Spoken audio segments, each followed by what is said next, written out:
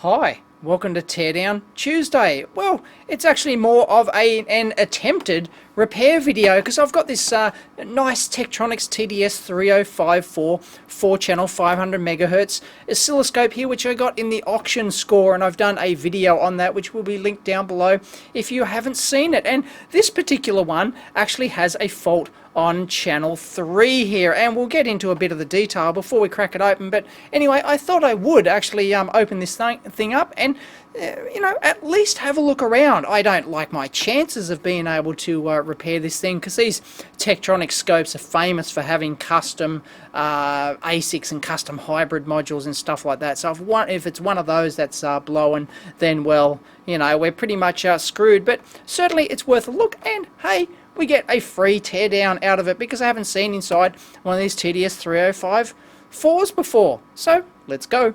Now, the first thing to think of when you find an oscilloscope like this with a problem on one of the channels is the BNC dodgy? Is it loose? Has somebody, put force on it, broken it off? You buy these things on auction, they could be manhandled and, generally just beaten around, especially in a one which has come from the military, which this one has potentially been brutalized. But there's nothing wrong with that. There's BNCs at all, so especially channel 3 here, nothing wrong at all. So not a physical thing to do with the BNC connector, and this isn't like the Tektronix TDS220s, which are famous for their broken BNCs. These ones are really incredibly rigidly bolted, I think, into the unit in there. I think I can see a couple of screws either side of that, so they're probably bolted into the steel frame of this thing. Probably the metal frame. So yeah, they're pretty darn good. So it's not a physical fault of the BNC. So the next thing to consider is, well, have they overloaded channel 3? And well, we won't know that until we crack the thing open. But let's have a look at the waveform we get.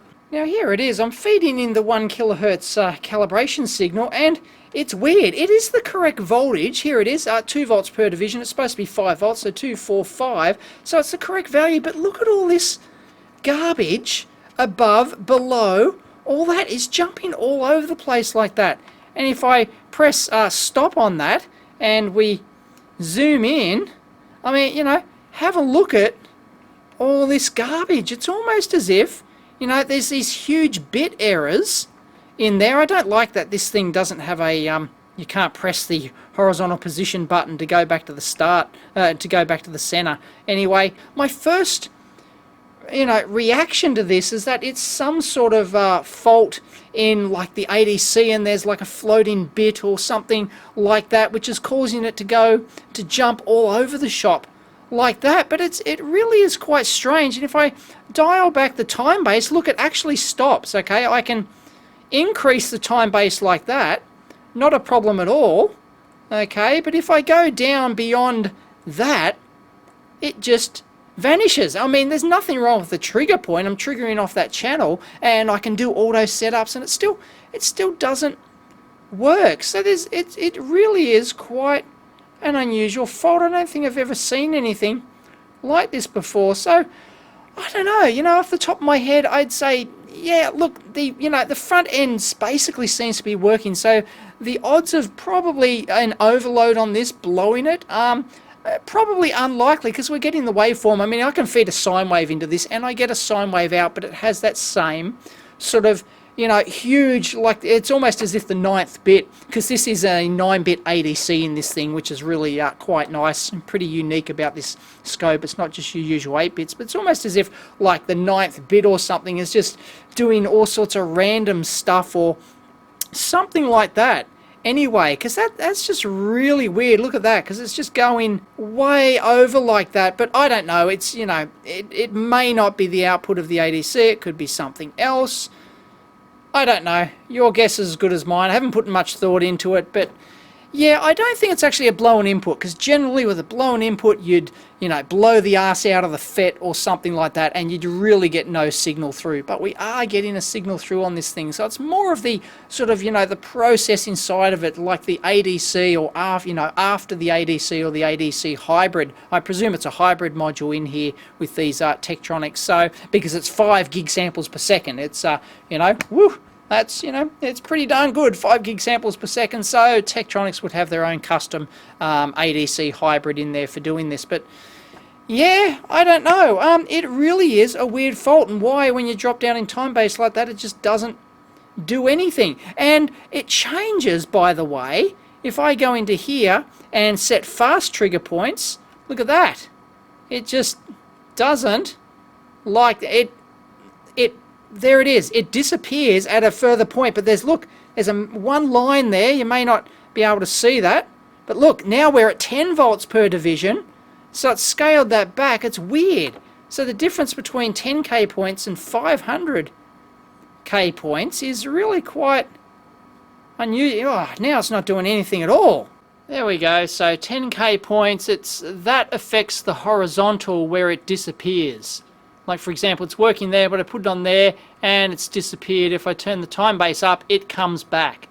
So, yeah, that is really quite strange. There's something to do with the acquisition engine or acquisition ASIC, perhaps. And if I turn dot mode on there instead of vectors, you can see the dots up there sort of gathering around that position there. If I turn the waveform intensity right up, because this is a DPO display, of course, you can it's very strange. That's with waveform intensity 100%. Very, very strange, this one. Alright, now according to the service manual of this thing, it's a bit tricky to get this off. You have to start with the handle here. You don't undo the screwing there. You take this cap off, and there's a little pin in there, which apparently you have to put the handle upright like this and then pull this pin out about 5 millimeters. Actually, that is a rather interesting handle mechanism. It's they've gone to quite a bit of effort to design that.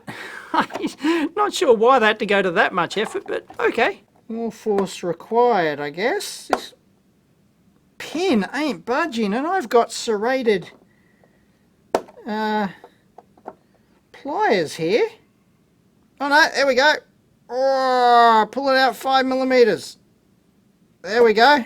Okay, now I don't do the other side. I sort of put this back to the horizontal position, and then apparently you can pop out the whole hub assembly. That's been the hub assembly inside there. There we go, it finally popped out. I didn't pull the pin out far enough. Apparently, yeah, go figure. Look at that. Oh, unbelievable. Here we go, the other one should pop out. Ta-da! There we go. Oh, yeah, piece of cake once you know. And then the handle lifts off, but geez, that's really convoluted. What were you thinking, Tektronix? Now, of course, one of the most satisfying things of any repair like this, voiding the calibration seal. You bet. There we go. It's gonski. Now, of course, there are ways to try, attempt to get this off and put it back on. But hey, this isn't a warranty thing, so we don't give a toss. All right, now we need a Torx driver to undo this screw here, and we'll take out the comms module. There we go. Ta-da! We're out. Alright, now this back chassis should pop off. That's the plan. There are no other screws, I believe. So here we go. Ta-da! And yes, wait for it, folks. We're in like Flynn. Whoa, don't. Yep, there we go. Can't let that rest on the floppy there. You've got to flip it over. That's just flapping in the breeze. Look at that.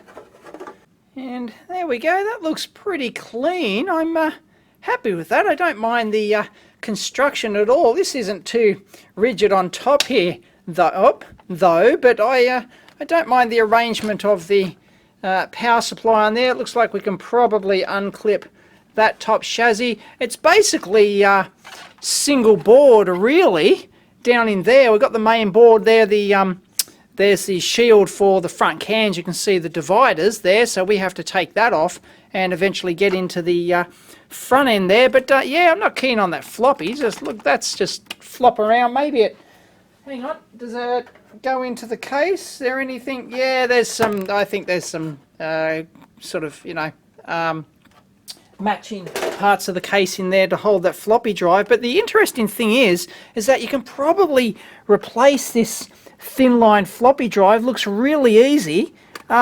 Replace it with a modern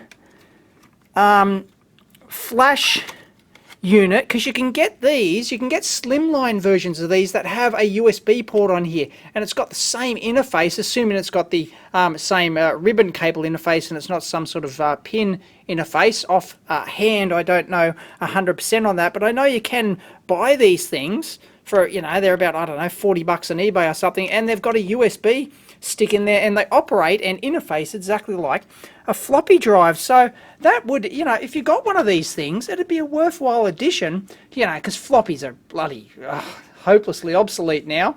Much better if you can just plug a USB key into the thing and save your files that way, and you shouldn't have to change the firmware. This is interesting. Just notice this. Check out this regulator down there. They've got this heatsink. Oh yeah, it's a PCB mount, but it's like a, you know, you don't often see just flimsy metal like that acting as a heatsink. Usually it's a proper, you know, nice little black anodized one or something like that. So yeah, that's a bit how you're doing. Liking the look of this power supply section down in here. Looks really beefy, nice big fat SMD diodes down in there, huge big inductor bobbins. Look at that, massive. I like it. That's really quite neat. And what brand caps have they got in there? I'm not sure. Nippon Chemicon. Ta-da, that one is. There you go.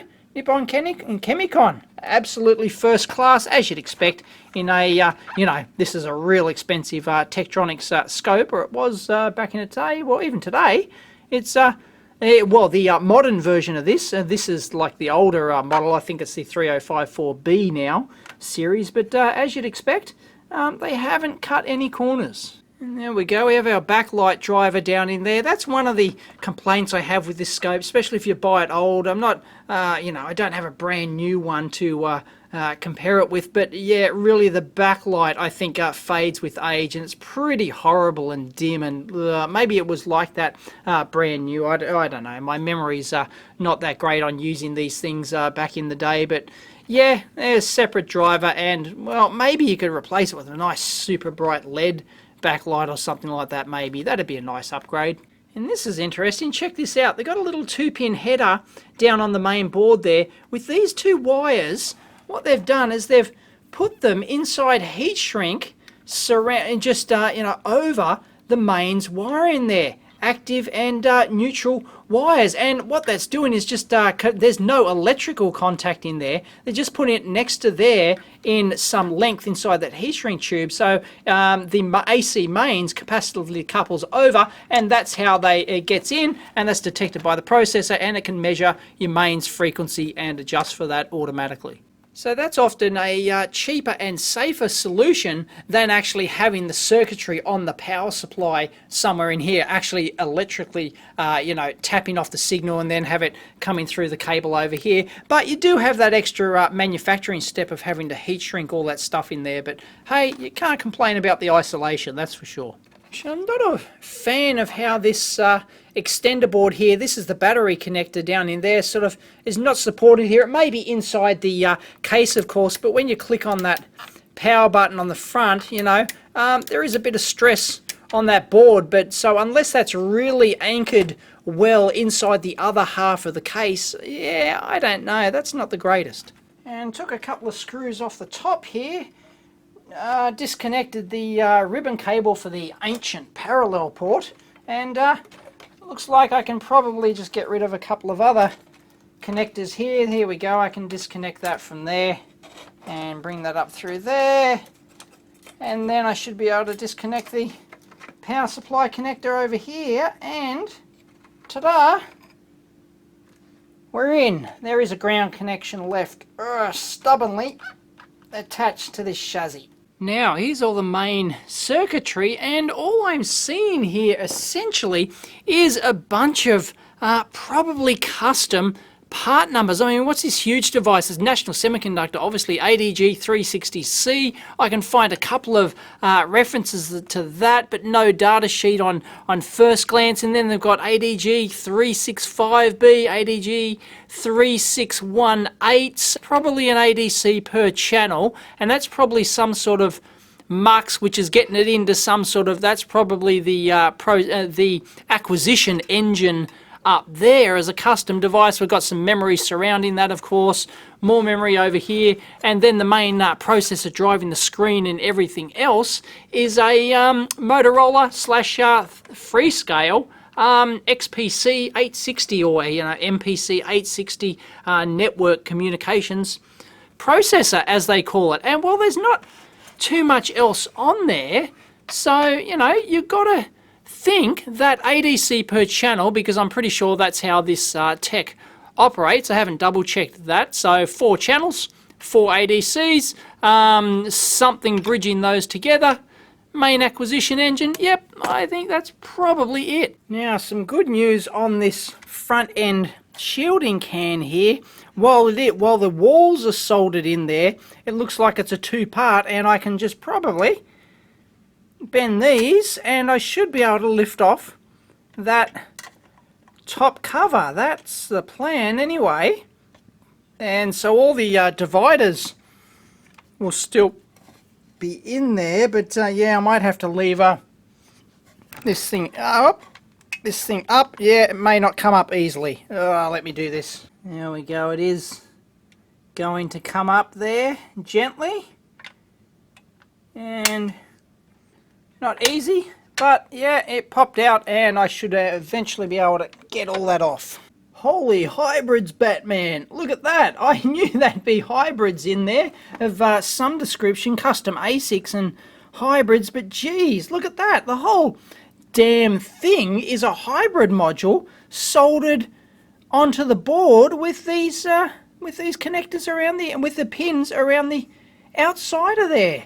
Wow, and yeah, it does look like a custom tech ASIC in there, of course. It's got Matex US, I'm not sure, Maxtech, sorry, I'm not sure who they are, but yeah, tech part number on there. They've obviously rolled their own front end there, and it is actually really quite impressive. There might be some RF voodoo there on the PCBs as well. Look here, this is rather fascinating. Are these distributed element filters, which I've looked at in previous RF, videos in RF units, because remember, this is a 500 megahertz front end, 5 gig sample per second, so have they been doing something special there? But look at that, I mean, there's definitely a hybrid module.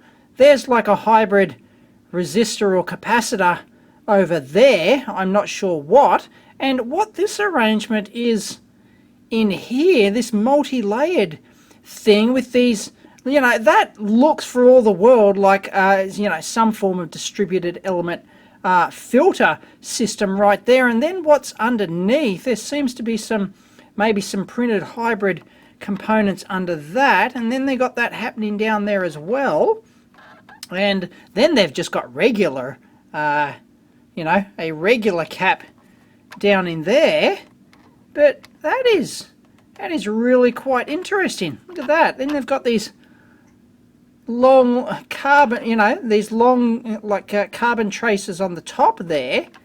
So this is a really interesting hybrid construction. So that's very, very fascinating. If anyone's got any details on this Tektronix hybrid, then please leave it in the comments, because I'm sure a lot of people would be interested in knowing the exact details of what's going on here. And you can see the B and C connector, that's the 3rd channel there popping up into the hybrid, and as I said, well, that's clearly not broken, and of course it's, as I said, solidly connected down into the chassis down in there, so there's nothing wrong with that connection, otherwise it wouldn't be getting any signal on this thing whatsoever. So I don't know if there's anything under the hybrid. I can't know that unless I actually take the hybrid out, but it's unlikely. It looks like it is flush mounted to the PCB. Now I can actually get my torch down in there. Sorry, this doesn't show up on camera, but there is basically nothing that I can see on the PCB under there. I can see pretty clearly down in there. So on the main PCB, there's nothing under that hybrid module, and there doesn't seem to be any, at least, you know, non-printed components on the bottom of that hybrid. So, yeah, that's, it looks like all the magic does happen on that hybrid. So, what's left? So if that hybrid looks like it's doing absolutely everything on the front end, and we're pretty sure our issue is on the front end somewhere, of course I will check the third channel chip over here. It doesn't look to be anything wrong there. I mean, this is all perfectly reflowed, and you wouldn't expect any issues with any of, you know, there's a couple of little miscellaneous devices down in there, little SOT23, stuff like that. You wouldn't expect anything to happen on the main board. But the thing with these hybrid modules is that these are on a ceramic base, and these are very temperature stable, so they, you know, have a low coefficient of expansion versus heat, much larger than the PCB. So you've got this mounted onto the PCB, which has a different thermal expansion coefficient, so you can actually end up with possibly cracked solder joints on the hybrid, although the big springy leads on that would actually take out all of that, you would think. But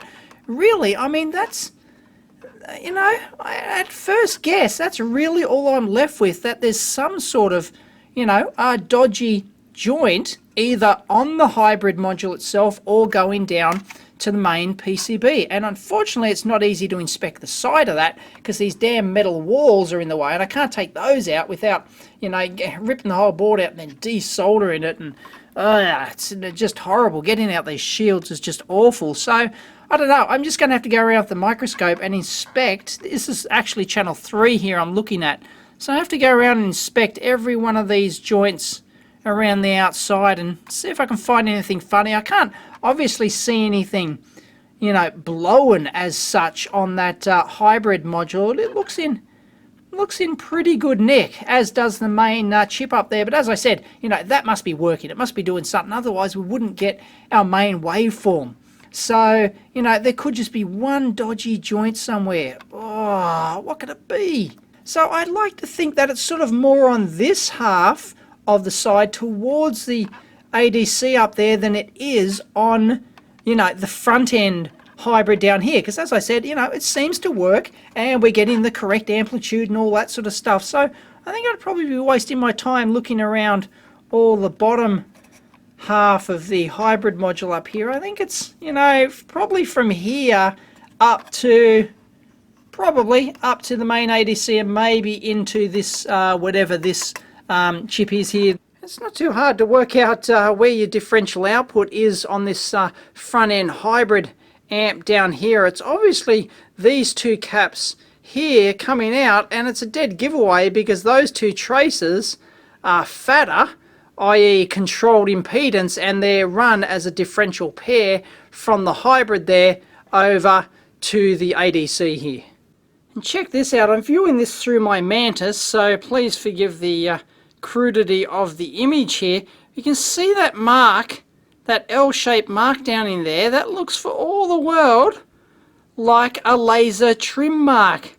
I reckon they've trimmed that, and there's a couple of components that have, you can see that one there has it, and this component down here has it. They all have, well, a lot of them have these little marks on them, and yep, I reckon they're a laser trim. And check out that one there, look at that. It's got multiple marks in that long trace there. Fascinating. And there we go, there's our solder joints down in there, and I'm having a hard time seeing any issues with that at all. It's a, you know, it's a lot brighter and clearer through my Mantis scope than what I'm picking up on the camera here. And really, I've looked around all of those joints. This is on the third module, and I can't see anything. There's the hybrid serial number. Woohoo! So yes, I can't see a single thing wrong with any of those joints on the hybrid module there. The good thing is you've got other hybrid modules to compare it with. Just nothing wrong at all. Nothing looks like it's been blown or stressed or anything like that. Both the solder joints on the top of the module, on the both on the top of the ceramic substrate there and down on the PCB look okay. I can get a much better result through the Mantis than a bigger, brighter, you know, more three-dimensional display than what's you're seeing on camera here, and really I can't see anything. So that's the main ASIC there, and you know, it's not a, of course that's not the ADC, that's just the, you know, that's just the main front end ASIC, and that would have a differential driver output, which then would go over into the ADC. And once again, the ADC here, I did notice a couple of maybe little crusty, you know, a bit of you know, fluff and crap around the pins of that presumably ADC up there for channel 3, and I've sort of brushed that away. But yeah, oh man, I'm not seeing anything wrong with this. Damn it! I was hoping that, you know, there'd be something really obvious, but there's not. Well, the soldering iron was right there, so I went around and reheated all of the joints on that channel 3 hybrid module, and well, nah, same result. So just to double check here, what I'm going to do is take out the entire board. There we go. There was just a couple of screws here. I like the fact that this holds. Whoop, there we go. I like the fact that you know, this comes out as one separate module. You don't have individual little pissant screws on the front. That's really nice. I like that. And that just comes out as one module. And well, we can have a look on the bottom. And well, look, there's really not much on the bottom. There's some ground plane and well, not much else to go wrong. Ugh. So, well, I'm left wondering what the hell I can do. You know, there's just the hybrid module. That's it. And I can't even get access to the side unless I really take out all this this shield on the bottom. I'd have to suck that out from the multi-layer board. Oh, it's just not nice at all. And really, I don't see what I have to gain for that. And there's nothing obvious on that third module there at all. And well, I've reflowed the pins and geez, what's left? You know, there's some gunk around the third channel chip there. I cleaned that off. I don't know, left holding an empty bag. Not sure if you can see that, but the 5th pin from the right there and the 5th and the 6th and the 7th pin, there seems to be some sort of, you know, they seem to be bent or have possibly some sort of short between them. Now this is on the presumably ADC chip, but it's not on channel 3, it's on channel 4, so could be a completely red herring, but I'm definitely going to measure that and just clean it up a bit and just make sure that's not shorted. Well, there you go, the EEVblog repair curse strikes again. Found nothing obvious at all in this stupid thing, so I don't know if you've got any good ideas, please leave it in the comments, because, well, I don't know, there's not much there apart from the hybrid and the ADC, really. I don't know, unless I missed it. Maybe somebody will have spotted something watching this in HD or something like that. So if you have, or if you have any better ideas, please share it. Well, catch you next time.